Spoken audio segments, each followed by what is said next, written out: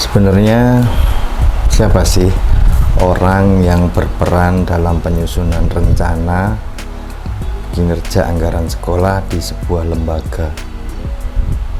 Banyak penafsiran yang salah terkait dengan itu semuanya.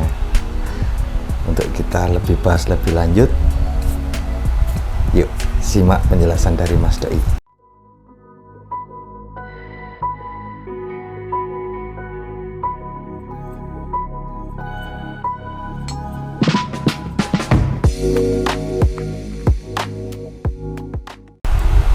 Assalamualaikum warahmatullahi wabarakatuh. Jumpa lagi dengan saya Mas Doi dalam konten Doi Project. Pada kesempatan kali ini saya ingin menyapa Bapak Ibu guru dimanapun Ibu berada. Saya doakan Bapak Ibu agar diberikan kesabaran yang lapang, rezeki yang lancar, serta umur panjang. Amin, amin ya robbal alamin. Dan di kesempatan kali ini Mas Doi ingin berbagi tips atau berbagi cerita lah menurut pengalaman-pengalaman Mas Doi terkait dengan betapa susahnya atau betapa beratnya memikul tugas sebagai bendahara. Nah, momen ini Mas Doi ingin bukan berarti membela sebuah seorang bendahara, tapi saya sendiri ingin meluruskan bagaimana sih sebenarnya sih di dalam penyusunan rencana anggaran sekolah itu dapat secara matang dan semua lini dapat menjangkau terkait dengan penganggaran yang di sekolah. Nah, untuk poin pertama sebenarnya dalam rencana ini stakeholder yang harus bertanggung jawab penuh adalah kepala sekolah. Nah, jadi kepala sekolah harus membuat sebuah kebijakan atau istilahnya kayak sebuah penganggaran sekolah di mana harus melibatkan semua stakeholder yang ada di lembaga, baik itu kesiswaan, kurikulum, bendahara itu sendiri, atau semuanya yang ada dalam lingkup sebuah manajemen yang ada di lembaga. Nah, dari situ Bapak Kepala Sekolah atau Ibu Kepala Sekolah membuat sebuah pleno atau istilahnya membuat rapat ya. Di dalam rapat Bapak Ibu Kepala Sekolah menyampaikan bahwasanya anggaran dana BOS atau dana yang lainnya itu ada sekian. Tolong Bapak Ibu masing-masing apabila membuat kinerja atau istilahnya ada kegiatan, Bapak Ibu masing-masing dari setiap stakeholder itu membuat sebuah kerangka anggaran, di-plotting ke masing-masing stakeholder yang ada di lembaga tersebut. Katakan nih saya contoh kepanitiaan sebuah perlombaan. Nah, dipasrahkan berapa guru di situ, dibuat sebuah anggaran. Dari masing-masing setiap anggaran itu dari poin-poin itu tadi dikumpulkan jadi satu. Apabila nanti anggarannya berlebih ada pengurangan. Nah, pengurangan nanti kepala sekolah yang berhak untuk membuat pengurangan tersebut untuk menyesuaikan anggaran dana yang istilahnya pas atau enggaknya. Jadi kesannya sampai saat ini tugas bendahara itu memang luar biasa. Di dalam sebuah lembaga itu saya menemukan bahwasanya ada bendahara itu ada yang menjadi bendahara, ada yang menjadi operator, dan juga masih ada kesiswaan, dan itu membuat kadang kala untuk pelaporan yang seharusnya tepat waktu akhirnya menjadi lambat karena kesibukannya bendahara tersebut. Jadi seakan-akan menjadi superhero di dalam sebuah lembaga, dan itu sebenarnya nggak baik Bapak Ibu untuk kelangsungan yang ada di lembaga. Nah, pesan saya dari Mas Doi untuk poin-poin itu tadi, tolong ayolah kita rembukan bersama dari stakeholder.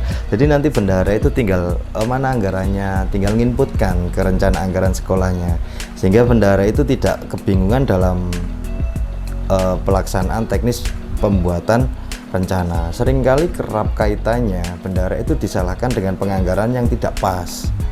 Satu sisi pada waktu itu bendahara sudah menyampaikan ada program apa, ada kegiatan apa di masing-masing setiap lini. Ternyata tidak mau menyampaikan dan akhirnya bendahara membuat kesimpulan sendiri bahwasanya ada kegiatan seperti ini. Contoh, PPDB, seharusnya ada kepanitiaan sendiri, di situ dikelola oleh kesiswaan, tapi nyatanya bendahara yang mengelola juga. Untuk kelengkapan administrasinya juga bendahara. Nah, tapi kenapa sih ada hal kayak gitu juga? Semuanya harus berkesinambungan Bapak Ibu, harus sebagai mata rantai.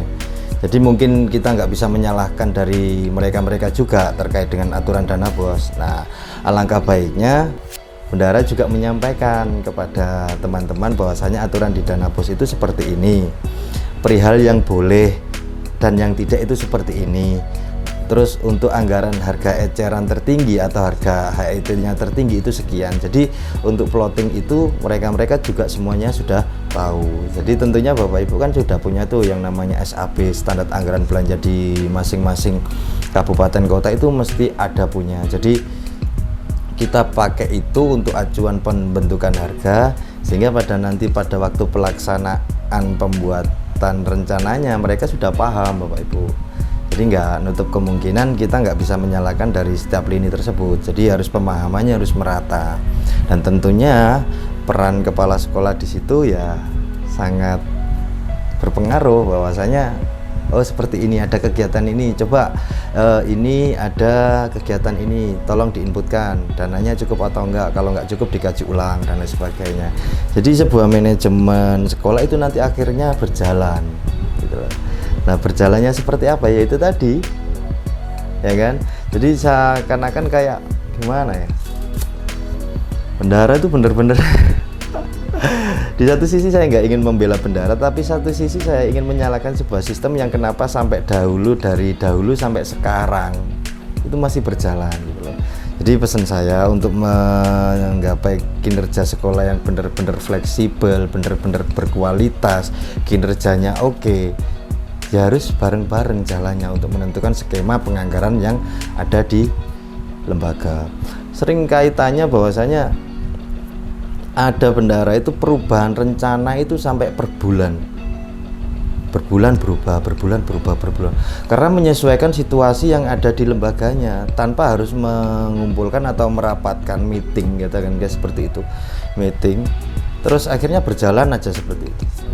Nah pada waktu perencanaannya sudah disusun dan ternyata pada real pelaksanaannya per bulannya berubah karena di situ ada kegiatan yang harus dipaksakan untuk masuk dan didanai oleh dana bos, akhirnya mau gak mau rencana itu harus dirubah.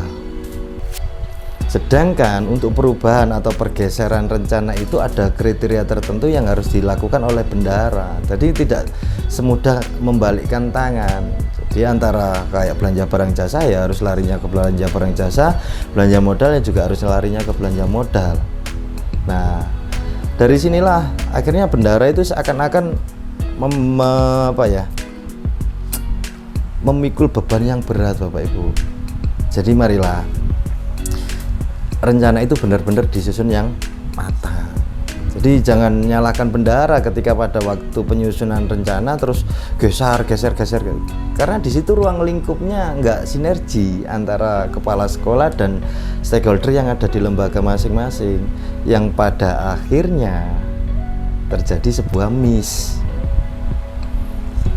Mas Doi, perubahan, Mas Doi, pergeseran.